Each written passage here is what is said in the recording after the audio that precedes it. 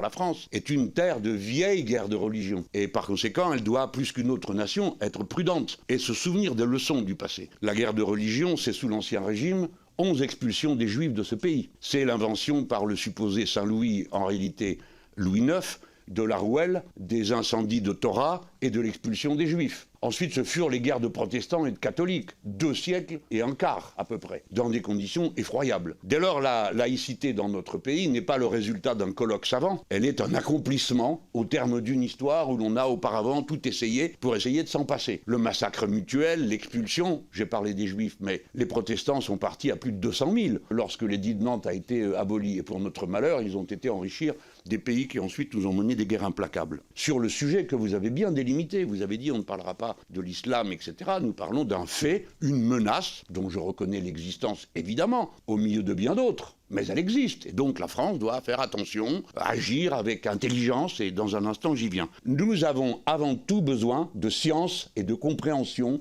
de ce que nous affrontons. Quand nous affrontons des terroristes, notre intérêt est de les séparer du reste de la population et de ne leur valoir aucune sympathie. Et il faut comprendre que dans leur stratégie, il est prévu que nous nous emportions au point que nous confondions tout. La religion dont ils se réclament, à tort si l'on en croit les savants musulmans, la religion dont ils se réclament, les actes qu'ils posent, etc. C'est ça qu'ils espèrent, qu'on s'entretue entre nous, qu'on commence à se disputer entre Français, parce que celui-ci n'est pas de la bonne religion ou celui-là. C'est aussi vieux que la guerre de religion. Entre catholiques et protestants, chacun imputait à l'autre une connivence avec l'étranger, qui existait d'ailleurs. La Ligue de Condé est liée aux Espagnols.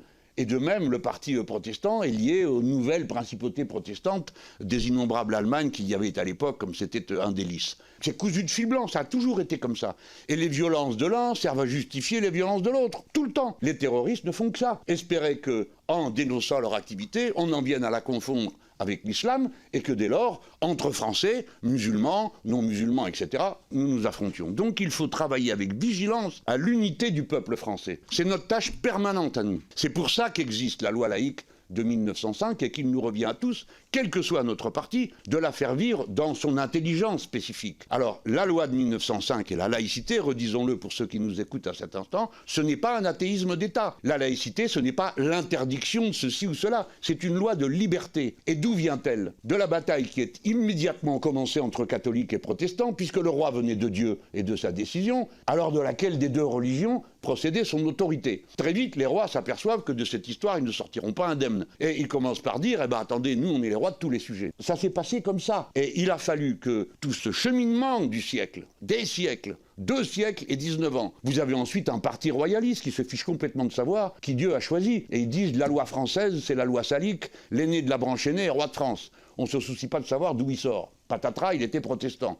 C'est Bourbon de Navarre. Et il a fallu surmonter ça. Et puis il y a la Révolution, et puis il y a la Commune, j'en passe. Mais c'est pour vous dire, le problème auquel nous sommes confrontés n'est pas nouveau, et nous devons tenir compte des enseignements du passé, ayant pour objectif l'unité des Français. Si vous voulez interroger des gens qui ont des liens avec les terroristes, interrogez les membres du Rassemblement national, mais je veux immédiatement préciser ceci. Je ne suis pas en train d'accuser le Rassemblement national d'avoir un lien avec le terrorisme. Mais 2 de ses membres ont été pris la main dans le sac, l'un à vendre des armes, l'autre à aider le travail. Je précise bien, je n'en accuse pas le Rassemblement national, je ne l'ai jamais fait. Je fais preuve de mesure. Mon domicile a été entièrement saccagé. Et sur tous les murs, il y avait des slogans du Rassemblement national. Je n'ai jamais accusé le Rassemblement national d'avoir décidé cette agression, car je ne le crois pas. Voilà pourquoi je ne crois pas que le Rassemblement national soit un mouvement qui soit lié au groupe terroriste. Cependant, les connexions existent pour des raisons qui sont idéologiques, et il faut les comprendre.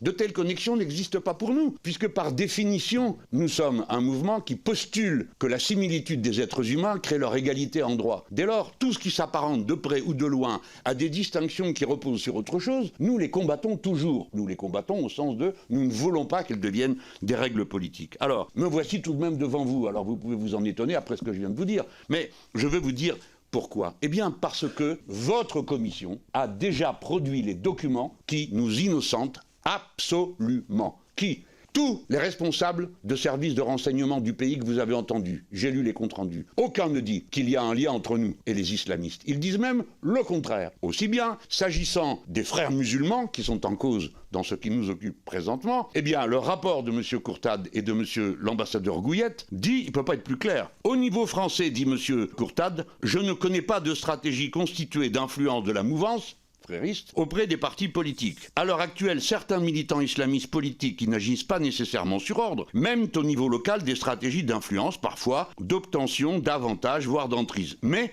dit M. Courtade, je répète que nous n'avons pas observé ni documenté ou étudié une stratégie d'influence au niveau national sur les partis politiques. Alors à plus forte raison sur nous.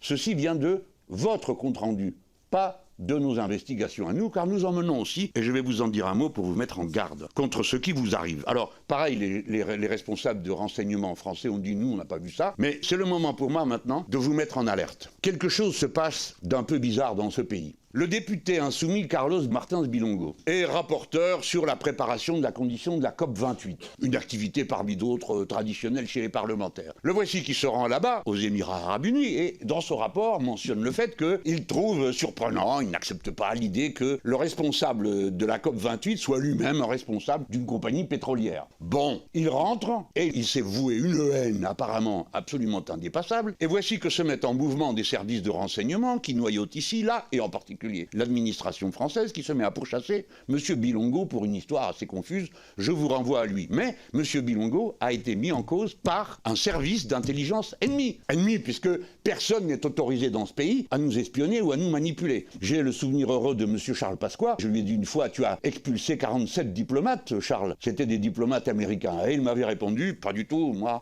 j'ai expulsé 47 espions. Voilà comment, depuis toujours, les Français n'ont jamais admis, y compris des puissances amies, qu'elles se mêlent de nos affaires. Par conséquent, nous avons protesté. Que s'est-il passé? Rien. Là-dessus, nous voici partis avec un sondage qui donne lieu à toutes sortes de commentaires dans la presse en disant il est manipulé. Qui l'a fait? Vous avez reçu 2 personnes. Il est important, monsieur le rapporteur, monsieur le président, que vous sachiez qui vous a recommandé d'entendre ces 2 personnes. Car elles sont liées à un journal qui n'existe pas, mais qui est distribué gratuitement à l'Assemblée nationale. Et ce journal est lié à un fonds qui lui-même est lié aux Émiratis. Tout ça est expliqué dans les documents que je viens de vous transmettre, non pas de nous, les Insoumis, mais du Monde, de Mediapart et de Orient 21. Je m'empresse de dire aux Émiratis qui éventuellement m'écoutent que je n'ai rien contre eux ni l'affaire et n'en veux pas. Mais il n'empêche qu'ils ont manipulé.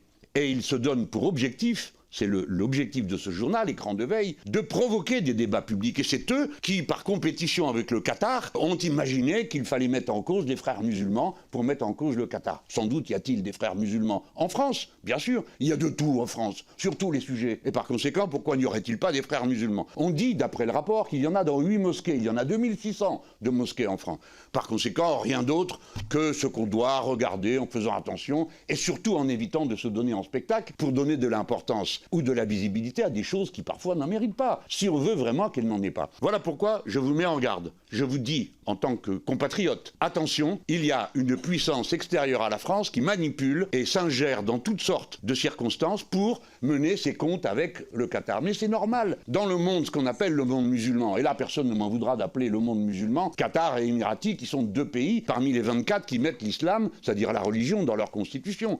Il y a des luttes d'influence. Ce que je n'accepte pas, c'est que la France soit le terrain de jeu de ces luttes d'influence. Et que, de manière tout à fait, j'en suis absolument persuadé, honnête, comme vous l'êtes, par vigilance, vous vous trouviez impliqué là-dedans, à aider des manœuvres auxquelles aucun d'entre vous n'a jamais eu idée de participer, si peu que ce soit, et y compris à cet instant. Il faut que ceux de nos compatriotes qui nous entendent sachent que vous, moi, monsieur le rapporteur, d'autres ici, qui ne sommes d'accord sur rien, sommes au moins d'accord sur ce point. Nous ne confondons pas l'islam et l'islamisme. Et nous ne confondons pas l'islamisme avec le terrorisme. Je le leur dis, me faisant le porte-parole de tout le monde ici. Au nom de ce pays, nous ne confondons pas. Et dès lors, une fois qu'on a dit ça, c'est simple. L'islam est une religion, l'islamisme est un fondamentalisme qui, en gros, a 2 branches. L'une qui est quiétiste, qui dit de toute façon nous, on ne s'occupe pas de tout ça, on ne s'occupe que d'une chose, veiller au respect de la loi de Dieu que nous pratiquons dans notre intimité, dans notre maison, dans nos manières de faire. C'est pas si loin de l'idée que nous-mêmes on peut accepter sans aucune difficulté. Et d'autres prétendent en faire des lois politiques. Et d'ailleurs, il y a des pays, comme la Turquie, qui se réclament de l'islamisme politique. Alors là, nous sommes en désaccord complet, nous Français, parce que nous ne croyons pas à ça, pour la raison que j'ai invoquée tout à l'heure, qui est que nous séparons la religion de la politique. Mais aujourd'hui, 60% de nos compatriotes ne pratiquent pas de religion, si bien que la majorité du peuple français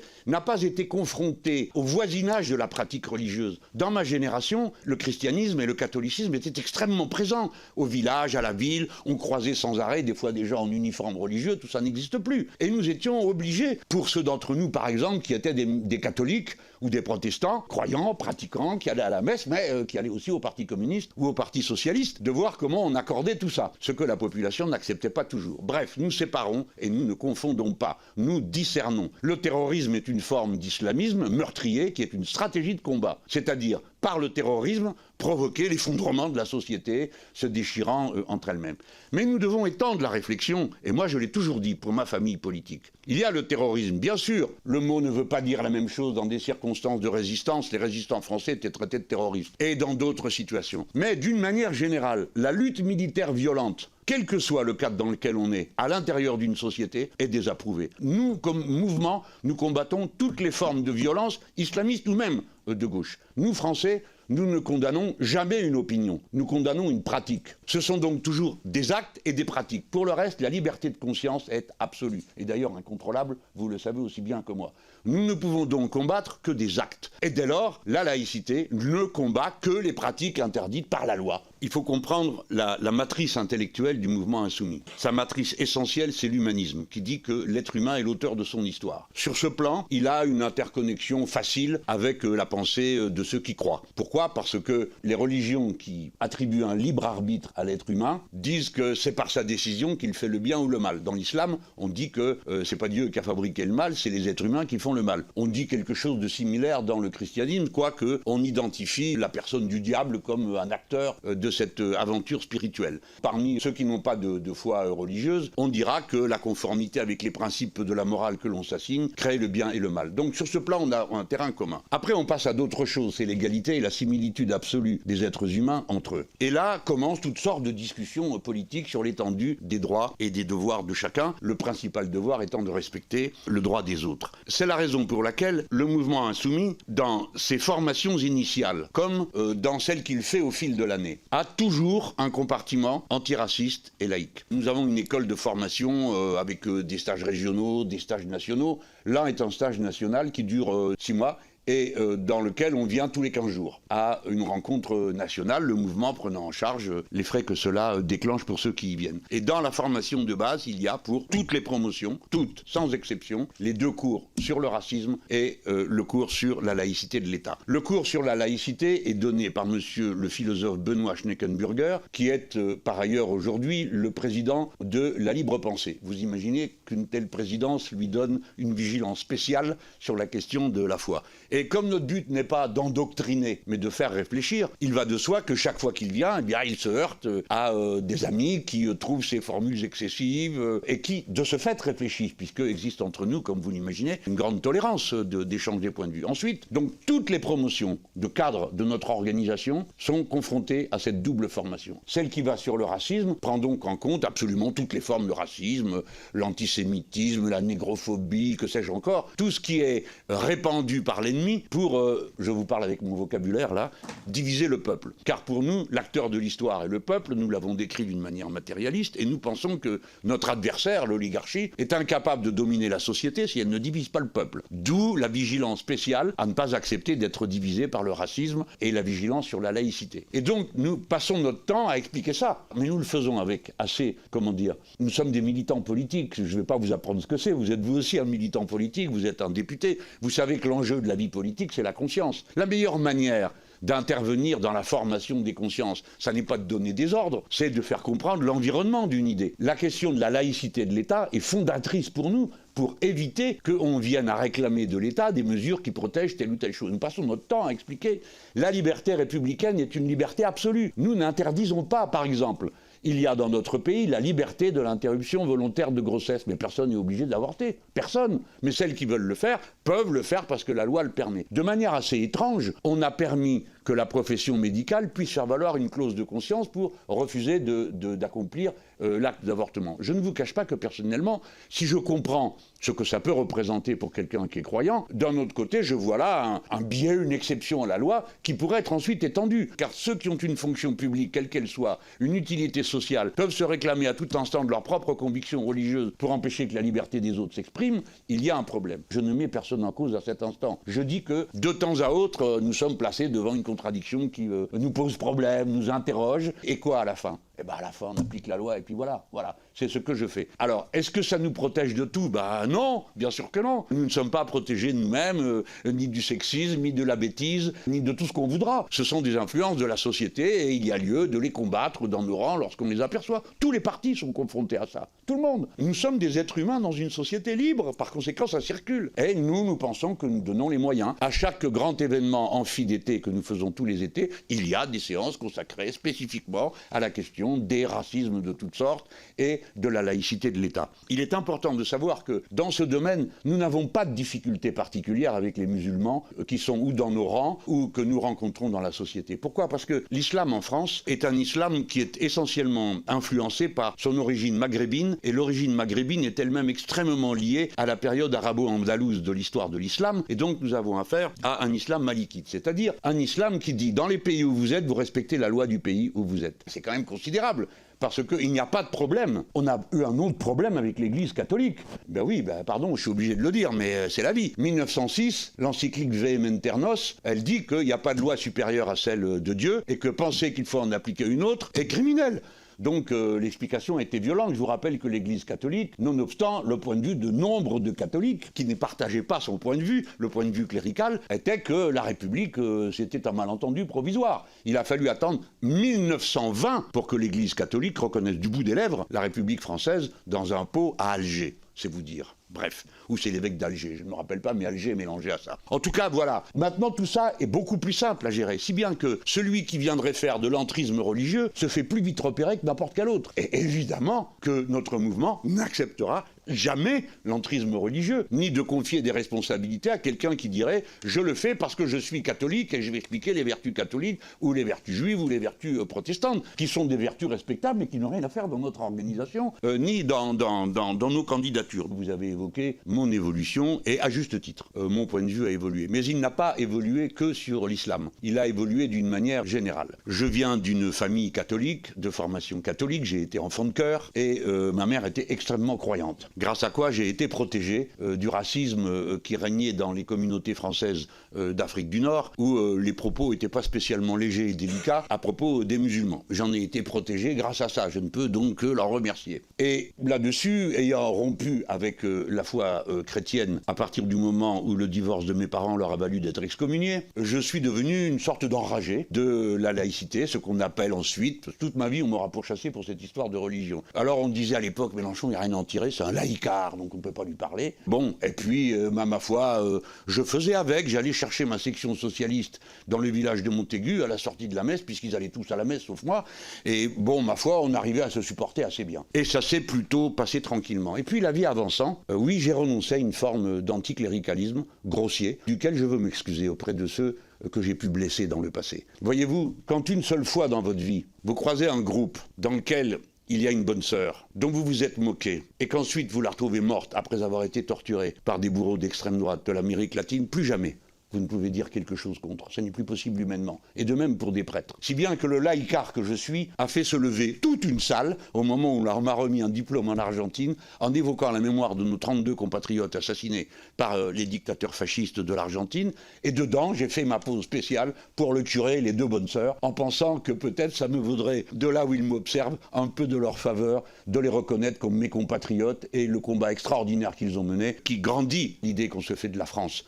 Puisqu'ils en sont morts. Ils en sont morts comme des gens qui défendaient la liberté. Alors, ce que j'ai jugé bon de faire concernant le christianisme, et les catholiques en particulier, je le fais pour les musulmans. Mais dans un autre contexte, car les catholiques ne font pas l'objet, fort heureusement en France, de persécution, de discrimination, comme c'est le cas pour les musulmans aujourd'hui. Je ne vous en accuse pas, mais l'ambiance est épouvantable. Ici, un sondage qui raconte n'importe quoi, là-bas, je ne sais quoi, ça n'arrête pas. Les musulmans par-ci, les musulmans par-là, tout le monde ne fait pas preuve de vos discernements. Hein. Et ça y va, et la défenseuse des droits, la défendeur des droits dit, il y a maintenant une progression de la discrimination religieuse contre les musulmans qui est terrible. J'en viens au fond de votre affaire, le voile. Ah là là. Ça me rappelle le président de Rugy, qui a été président de cette assemblée. Au début que nous voici constitués en groupe d'insoumis, mes camarades, à la demande des femmes de notre groupe, décident que l'on ne porterait plus de cravate. Moi, pour un bon mot, j'y cède. Parce que après les sans-culottes, qu'il y ait des sans-cravates, ça me réjouissait. Nous voici donc sans cravate. Et au bureau de l'Assemblée, un collègue, je ne sais plus lequel, ou si je me rappelle, je ne vous dirai pas lequel, je ne veux pas me moquer de lui, dit, alors il faut avoir une tenue décente, vous allez mettre une cravate et même des chaussettes. Des chaussettes? Oui, certains de vos collègues n'ont pas de chaussettes. Bon, alors je connais quand même de Rugy depuis un moment, je lui dis, écoute, si vous votez qu'on doit mettre des chaussettes et des cravates, on les mettra. Mais je vais te dire une chose, ce qui va devenir intéressant, c'est quand tu vas nous expliquer ce qu'est une tenue décente pour une femme. Et de Rugy, qui est quand même quelqu'un d'intelligence, s'énerve et dit, mais qu'est-ce que c'est que cette histoire? Allez, il y en a marre! Et donc, on n'a plus parlé ni de chaussettes, ni de cravates, dans ce...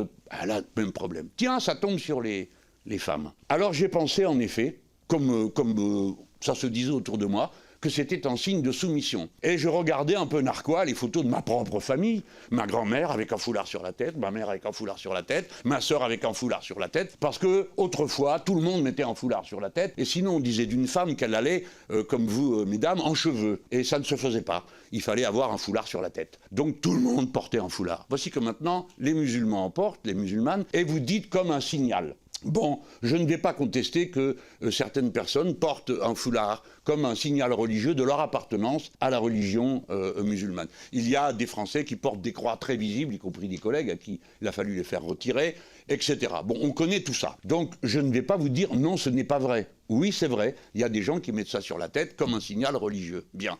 À nous de faire preuve à ce moment-là de discernement. C'est l'État qui est laïque en France, c'est pas la rue. Et les adultes s'habillent comme ils l'entendent, sauf si leur tenue venait à choquer quoi? Par leur nudité. C'est pas le cas. Sinon, pour le reste, le seul habit qui soit interdit, c'est la burqa. Eh bien, depuis que ça a été interdit, vous n'en voyez quasiment plus.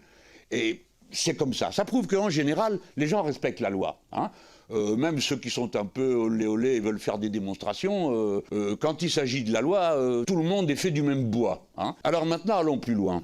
Les gens se mettent ce qu'ils veulent sur la tête. Des kippas, des chapeaux en fourrure, des voiles, dans la rue. La rue n'est pas laïque. Mais par contre, pour accomplir le service de l'État, là, ça n'est plus pareil. L'État est laïque. Donc, personne ne met une voile, personne ne met de chapeau de toutes sortes, et ainsi de suite. Voilà. Après, il faut faire preuve de discernement, suivant les circonstances, pour ne pas envenimer les problèmes. Et puis, curieusement, ça tombe encore sur les femmes.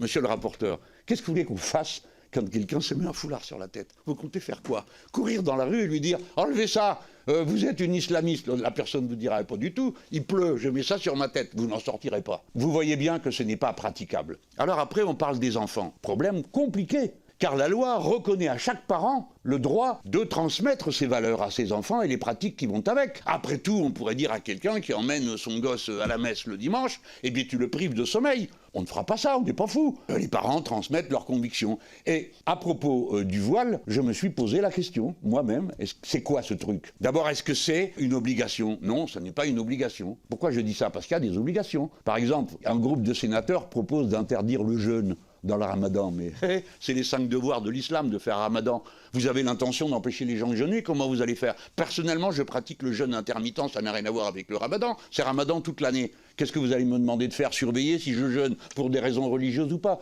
Vous voyez, monsieur le rapporteur, ce que je veux vous dire, c'est que c'est inextricable. Et puis, c'est toujours la même histoire. C'est les femmes, elles mettent un voile, elles ne doivent pas faire ci. Vous êtes des militants comme moi. Si vous voulez vous disputer avec Dieu, vous avez perdu d'avance. Parce que personne n'est jamais arrivé à rien sur ce sujet. Tous ceux qui ont essayé d'extraire la foi par des moyens violents ne sont arrivés à rien. Par des moyens de persuasion, la foi est-elle rationnelle? Vous savez comme moi, si vous avez la foi, ou ceux qui l'ont eue, que ce n'est pas un acte de raison. C'est un autre degré de relation au grand tout. Qu'est-ce que vous faites? Eh bien moi, je ne sais pas, d'accord? J'ai tapé aux portes pour vendre le programme commun, et quand les gens me disaient « C'est très bien tout ce que vous nous dites, c'est bien, vous y croyez, mais vous êtes alliés avec des communistes qui ne croient pas en Dieu, nous on ne vote pas pour ceux qui ne croient pas en Dieu. Qu'est-ce que vous voulez que je leur dise? » Eh bien rien. Alors on passait à la porte suivante. Monsieur. Je vous lance le défi, monsieur le rapporteur, pour que vous soyez dans le même embarras que moi pour trancher des questions de cette nature. Vous me parlez du voile, et des enfants à qui l'on met en voile. Et que dites-vous de la circoncision? Elle concerne des jeunes enfants qui ne demandent pas leur avis. Elle est présente dans 2 religions. Et maintenant présente dans les mœurs des gens qui n'ont pas de religion, mais qui considèrent que c'est une bonne chose de le faire. Personne ne pose jamais la question. Ça, c'est pas un problème. Les voiles sur la tête des filles, oui, c'est un problème. Et la circoncision. Il y a des gens pour qui c'est un problème, qui disent c'est une maltraitance. Comment allons-nous nous sortir de ça, monsieur le rapporteur, monsieur le président? Comme je suis là, je ne sais pas vous répondre.